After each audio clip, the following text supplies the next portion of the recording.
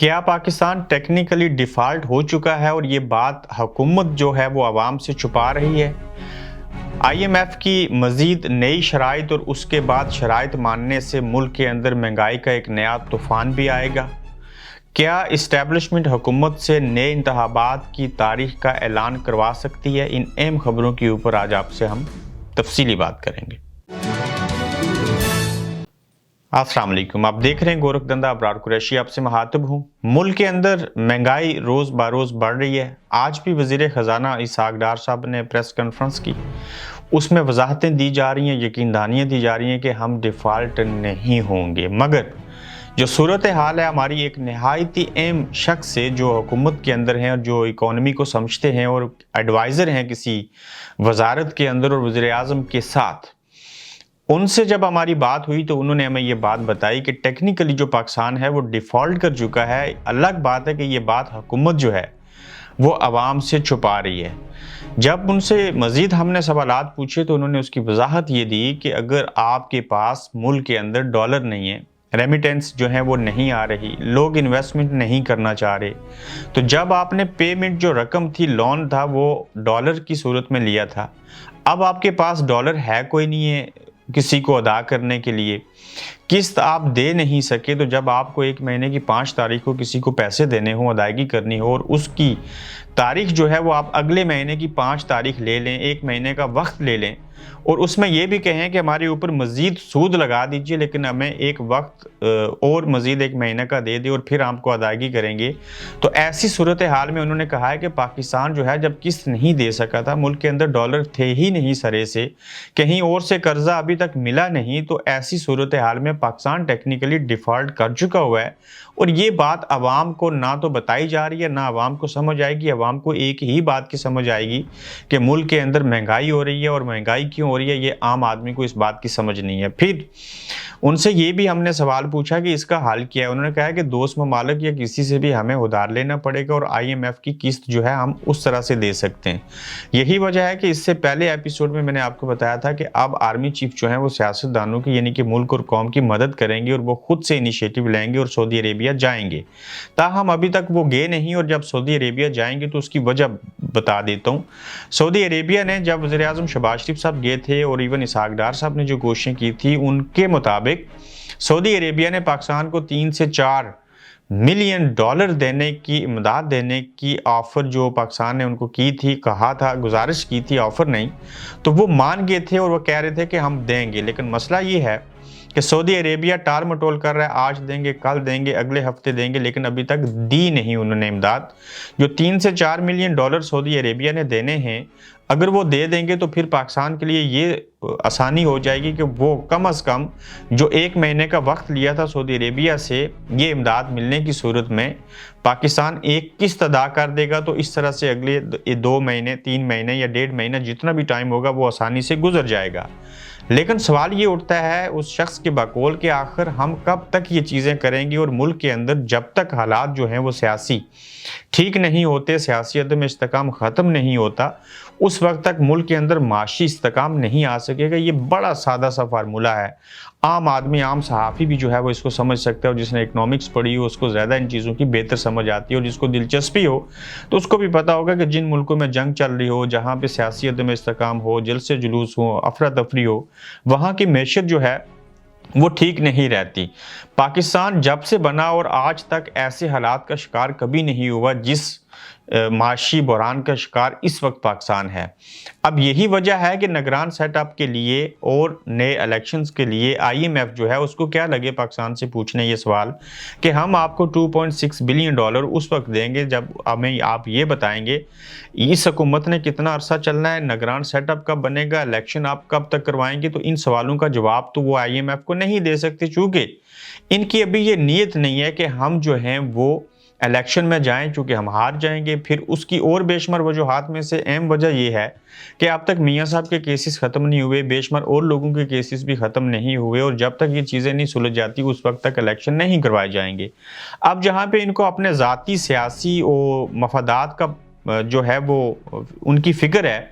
वहीं पे वो ये भी समझते हैं कि हम इनको इग्नोर भी कर दें कि हमारे केसेस खत्म नहीं हुए, बाकी चीज़ें नहीं हुई, तो वहीं पे जब हम इलेक्शन में जाएंगे तो इमरान खान साहब जीत जाएंगे और हम आवाम के सामने जो हैं वो जवाबदेह हैं, और आवाम के सामने जो हमारी कारकर्दगी है उसको सामने रखते हुए आवाम हमें वोट नहीं देगी। तो एक तरफ सियासी और ज़ाती मफादात हैं और दूसरी तरफ मुल्क और कौम है। अब देखना ये होगा कि सारे अमल के दौरान होगा क्या।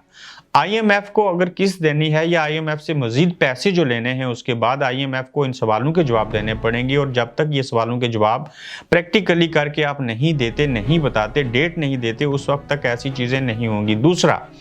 आईएमएफ ये कहता है कि मजीद पहले कर्जे की किस्त देने के साथ साथ आप मुल्क के अंदर मजीद चीज़ों के ऊपर जो है वो टैक्सेस मुल्क के अंदर लगाएं। अशय खुर्दनोश से लेके खासकर पेट्रोल और बाकी चीज़ों के ऊपर जो उनके नर हैं उनको बढ़ाया जाए। फिर जब मजीद कर्जा लिया जाएगा तो उसके ऊपर भी मजीद शराइत आएंगी। तो ऐसी सूरत हाल में पाकिस्तान के अंदर एक मरतबा फिर से आने वाले चंद हफ्तों और दिनों में आप ये चीज़ देखेंगे कि पेट्रोल महंगा हो गया, फलां चीज़ें होगी और महंगाई मजीद होगी और महंगाई कम नहीं होगी। यानी कि एक तरफ ये सूरत हाल है और दूसरी तरफ आईएमएफ के पैसे भी देने हैं, मुल्क के अंदर महंगाई ही करनी है, प्लस आप हुकूमत करना चाहते हैं, इलेक्शन आप करवाना नहीं चाहते, निगरान सेटअप की तरफ आप जा नहीं रहे, लेकिन दरमियाना रास्ता आप ये चाहते हैं कि टेक्नोक्रेट का सेटअप लें, और उसमें भी हुकूमत के इत्तेहादी जमातों में भी इख्तलाफ है इस बात के ऊपर, टेक्नोक्रेट 2 साल के लिए लेके आए। और ख़ासकर जो आपके गले की हड्डी बने हुए इमरान खान, वो तो किसी सूरत नहीं मानेंगे कि टेक्नोक्रेट क्यों, इलेक्शन करवाओ, जो भी हुकूमत आए आईएमएफ के लिए भी कबूल होगी और बाकी चीज़ें होंगी। अब इसके अंदर टेक्निकली चीज़ ये है कि आईएमएफ फर्ज करें कि निगरान सेटअप की बात हम उनको कह देते हैं कि निगरान सेटअप बनने जा रहा है, हम नए इलेक्शन भी उसके बाद 90 डेज़ के करवाने लगे हैं। उसमें होगा क्या कि अमेरिका की इन्वॉल्वमेंट होगी, आईएमएफ उन चीज़ों को देखेगा और उनको लगेगा कि अब हम निगरान सेटअप जो आया है 90 डेज़ के लिए हमें पता है और उसके बाद इलेक्शन होंगे तो हम इनसे बात कर सकते हैं और इस बात की कोई हैसियत हो सकती है। तो इस तरह से देखा जाए तो हमारे ज़राए के मुताबिक, मैं ज़राए का भी बता देता हूँ, सदर पाकिस्तान आरिफ अलवी ने बड़ी हद तक इस्टेब्लिशमेंट को इस बात के ऊपर कन्विंस कर लिया है कि इमरान खान को थोड़ी देर के लिए माइनस कर दें। नो डाउट कि वो भी यही बात कहते हैं कि मुल्क में इलेक्शन करवाएं और यही इन मुल्क के मसाइल का हल है। नए इंतखाबात जो भी अवामी ताकत से आए उसको हुकूमत मिले, वो आईएमएफ के साथ डील भी करे, आईएमएफ से कर्जा भी ले, उनको कर्जे की अदायगी भी करे, मुल्क के अंदर रेमिटेंस मजीद आए, एक एतबार वाली हुकूमत होनी चाहिए। तो इस्टेब्लिशमेंट को तो कन्विंस कर लिया आरिफ अलवी हमारे सोर्सेज के मुताबिक कि वो चाहते हैं कि इलेक्शन ही इस मामले का हल है, ना कि टेक्नोक्रेट। अब इमरान को माइनस करते हुए अगर आरिफ अलवी साहब की बात जो इस्टेब्लिशमेंट को समझाएगी, अगर वो मान गए हैं, तो ये भी ज़राए का दावा है कि इस्टेब्लिशमेंट और आरिफ अलवी के दरमियान जो बातचीत हुई है और वही बात जो इमरान खान भी चाहते हैं, तो लगता ये है कि इस्टेब्लिशमेंट अगर इसी तरह के हालात रहे और आर्मी चीफ के सऊदी अरेबिया के दौरे के बाद देखना होगा कि वो कितनी इमदाद देते हैं, तो फिर भी अगर उनको जो एक्सपर्ट्स के साथ 3 मुलाकातें की थी आर्मी चीफ ने बराह रास्त GHQ में बुला के, जिसमें आपको शब्बर जैद समेत तमाम लोगों के आपको नाम बताए थे, उन्होंने भी यही मशवरा दिया था कि मुल्क के अंदर माशी हालात उस वक्त बेहतर होंगे जब हम इलेक्शन की तरफ जाएंगे, ना कि टेक्नोक्रेट और बाकी सारी चीज़ें। और इवन ये भी नहीं कि आप निगरान सेटअप बनाएं और उसको एक्सटेंशन देते रहें। जब सऊदी अरेबिया से वापसी होगी तो आर्मी चीफ को भी मजीद चीज़ों का अंदाज़ा हो जाएगा और फिर ये लगता है कि इस्टेब्लिशमेंट जो है वो हुकूमत से नए इंतखाबात के लिए प्रेशर डलवा के नए इंतखाबात की तारीख का ऐलान करवा सकती है। दूसरी जानिब देखिए कि लोकल बल्दियाती इलेक्शन जो है उनको डिले किया जा रहा है, MQM के अपने फड्डे हैं, वो उनके साथ शिकायतें कर रहे हैं, सारी चीज़ें हो रही हैं। तो अब आर्मी चीफ इस्टेब्लिशमेंट यानी कि वो कब हुकूमत के ऊपर प्रेशर डेवलप करके इन सारे हालात को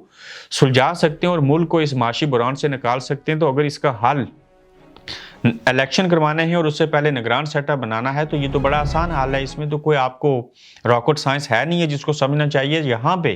करना ये होगा कि इदारों को वाकई अपना रोल प्ले करना होगा और रोल अदा करते हुए निगरान सेटअप लाया जाए, फिर इलेक्शन करवाए जाएँ, साफ एंड शफाफ इंतखाबात मुल्क के अंदर हो जाएँ, पर्सनल इंटरेस्ट खत्म हो जाए, रेजीम चेंज जो पहले से इमरान खान कहते थे या और लोग भी एक्सपर्ट कहते थे, आज भी कहते हैं फिर किस्म के लोग भी, कि ये रजीम चेंज उसको नाम दें, या जो भी हुकूमत की तब्दीली आई थी उसके बाद ये सारे हालात ख़त्म हुए।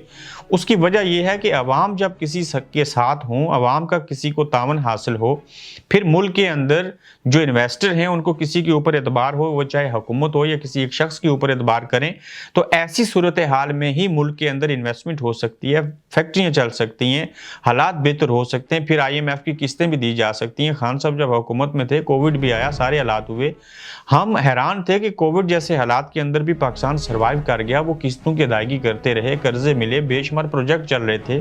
तो वो सारी चीज़ें रिवर्स क्यों होगी? तो इस सारे अमल को एस्टैब्लिशमेंट किरदार अदा करके इलेक्शन की तरफ ही बढ़ना पड़ेगा और आखिरी हाल यही है। इवन टेक्नोक्रेट भी इसका सोल्यूशन नहीं है। अब देखते हैं कि इसहाक डार साहब के बकौल के हम डिफ़ॉल्ट नहीं होंगे, लेकिन टेक्निकली जब आप किस्त नहीं दे सके तो आप तो डिफ़ॉल्ट हो चुके। अब आगे इलेक्शन कब होंगे, ये चीज़ कर सकेंगे या नहीं, लेकिन ये समझ में आ रही है बात, और हमारे ज़राए के मुताबिक लगता ये है कि मुल्क के अंदर इलेक्शन की तारीख का ऐलान जल्द मुतवक्को है और ऐसा ऐलान हो सकता है।